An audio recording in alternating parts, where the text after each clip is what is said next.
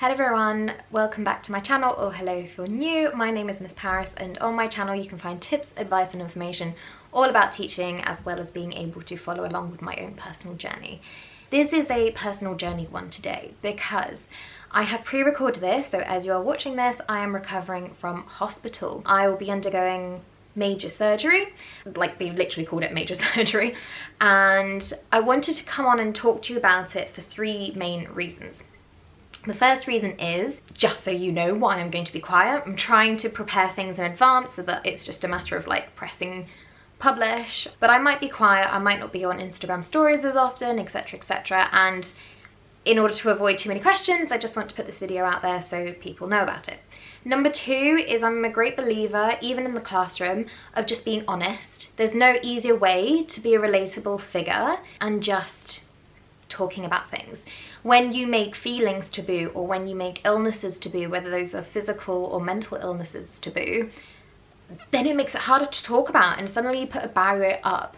Like, this is a very unstructured, unplanned video, but honesty is the best policy, basically. And number three, it's a personal one that I want to share because it is going to have an impact on my teaching. I'm not going to be able to return for a month or 6 weeks after my surgery, and then even then, you know, I will have to adapt things. There will be a risk assessment in place for when I return, and that obviously is scary as well. Essentially, what is going on is I have an ovarian cyst. I know that very often they can be very small and easy to remove via like keyhole surgery. However, I must have discovered mine really, really late. So in May 2023, I had intense pain in my right side, and at first I kind of just left it. I thought it might be, you know, related to like my menstrual cycle. It didn't really make sense, but I was like, okay, I'll just leave it. It kind of got better, and I just assumed it was a tummy bug. I had a week of no pain, nothing, no discomfort, nothing, and then again the week later, intense pain. And I am talking to the point that one day I got dressed for school and I was just sobbing because moving my arms into my t-shirt, putting trousers on, just hurt me so badly. And it was kind of actually because it was on my right side that I decided to take action, because I thought it might have been appendicitis. My mum's had it before, and because she wasn't taken seriously as a child when she had it, she's always been wary of, if we ever have intense pain in the right side, it could be that. So that was where my first thought kind of went to. I went to school nevertheless, despite my boyfriend saying just don't. And I confessed in the head teacher's office that actually I had been in pain for like 2 weeks. And she was really nice about it. She was like, right, you know, don't worry about going to the classroom now. Cover teacher will go in there. You try and get a doctor's appointment. So I did, and I managed to get one that day, which was great. So I went to them.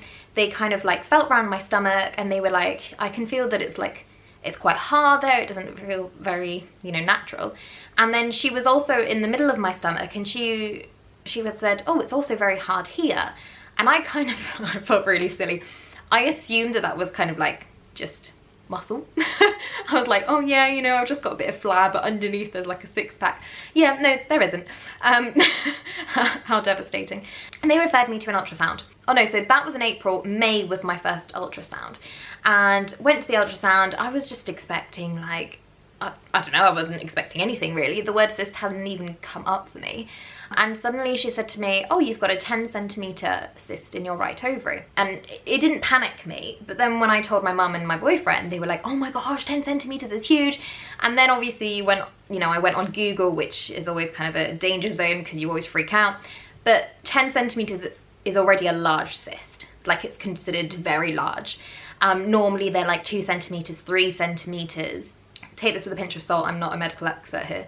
But I also read that they're normally meant to grow about 2 millimeters a year.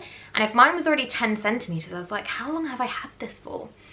And so I happened to move afterwards, between April and September. So I also had to change doctor surgery. And they went to the doctors. I was like, listen, I've been told I have a 10cm ovarian cyst. We need to do something about it. So then the new doctor checked me out, and they were like, yeah, I understand. I'm gonna fast track you to the hospital so you can get properly seen. So went there, again they checked my stomach, they asked me questions, and again I then got sent for an ultrasound. So it was now September, and I went to the ultrasound, so there's only like 3 months between these two ultrasounds, and it had grown to 13 centimeters. I think it was like 13.4 by 7 by 11. That was the size of it. And normally, like I said, 2 millimeters a year, mine grew 30 millimeters in the space of 3 months.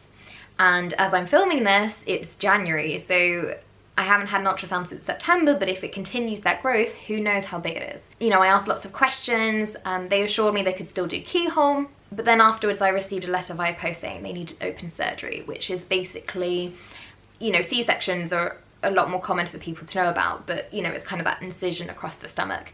I might either have one horizontally or vertically, it depends what the surgeon thinks. Then I had to wait for a date for that surgery. I received a pre-op appointment on the 7th of December, 2 days before my birthday. Lovely, I know. I found out that I was my heaviest weight ever. They did my blood, they did blood pressure, I think they looked at my heart rate, they asked me about my movement, things like that. And this is where I kind of got scared. I'll be honest with you, they basically told me what the surgery would entail and my recovery time.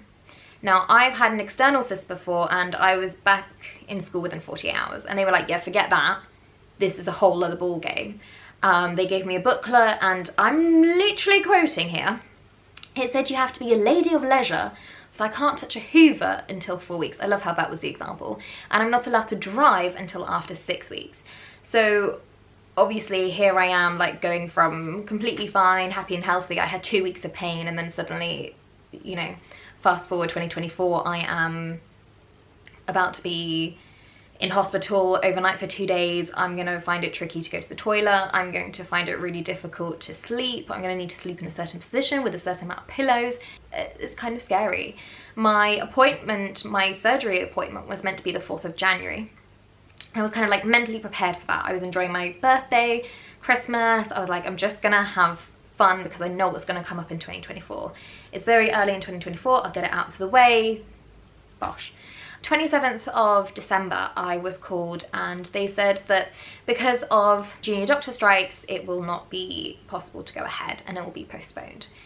So obviously I'd arranged a set kind of start date after my surgery to go back into school, so that had to be changed with the school.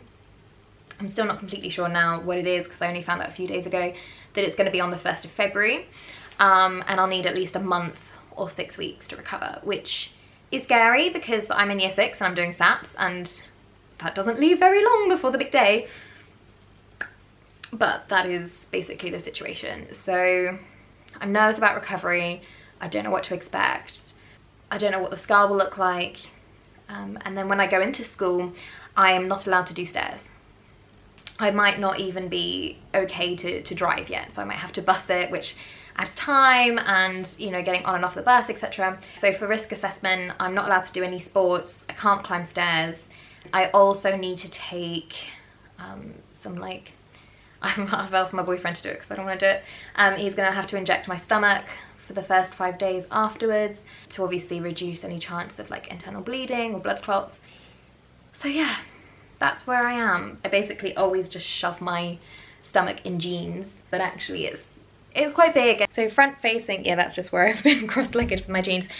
You know, I look fine to the side, not too bad, but actually I am very, very big, and this is kind of rock hard. I'm not bloated, it's not gas. And to be honest, sometimes it does hurt. Sometimes doing exercise for too long or hills, things like that can like affect me. I do sometimes feel it. But you know what? This video, I don't know how to end this video because it's just like a information thing about my journey. But yes, I am going to prioritize recovery afterwards. If I'm quiet, you know why. Thank you for all the support with anything that I post. I really, really appreciate it. Please stick with me. I just wanted to be honest with you guys. And thank you for watching. I hope I'll see you soon for future teacher related content. But yes, thank you for your patience, and yeah, see you soon when I'm better and when I'm slimmer. See you later. Bye bye.